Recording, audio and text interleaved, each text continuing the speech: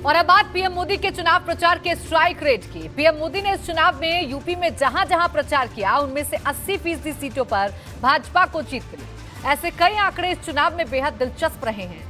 आप ये भी जानना चाहते होंगे कि आखिर इस चुनाव में कितनी महिलाएं विधानसभा में पहुंची और कुल नतीजे का जातीय गणित क्या है। देखिए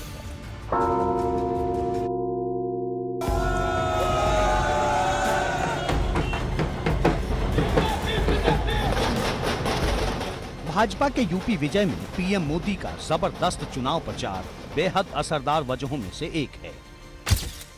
प्रधानमंत्री मोदी ने यूपी में कुल 31 चुनावी कार्यक्रमों में हिस्सा लिया।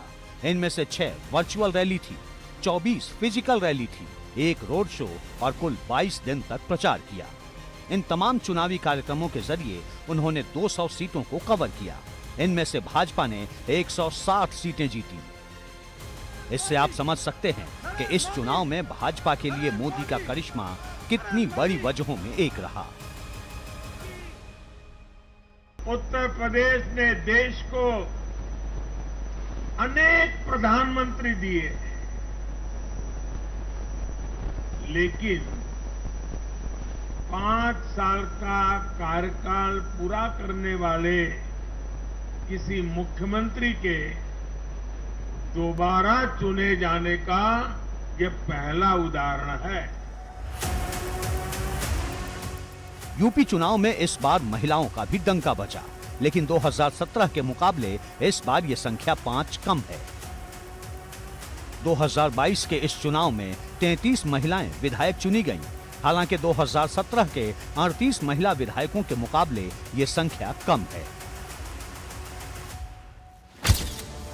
इस चुनावी नतीजे के जातीय समीकरणों की बात करें तो इस बार सवर्ण विधायकों की तादाद 133 है। इनमें भाजपा गठबंधन के 119, सपा के 11, बसपा से 1, कांग्रेस से भी 1 और अन्य 1 विधायक शामिल हैं। ओबीसी के विधायकों की तादाद 149 है, जिनमें भाजपा के 88, सपा के 60 और कांग्रेस के 1 विधायक हैं। वहीं दलित समाज से कुल 84 विधायक चुने गए हैं, जिनमें भाजपा से 63, सपा से 20 और अन्य से 1 विधायक है। अगर अनुसूचित जनजाति की बात करें तो कुल 2 विधायक चुने गए, दोनों भाजपा के हैं। इसके अलावा मुस्लिम समाज की बात करें तो कुल 34 विधायक चुने गए, सभी सपा से हैं, जबकि 1 सिख विधायक चुने गए जो भाजपा से हैं।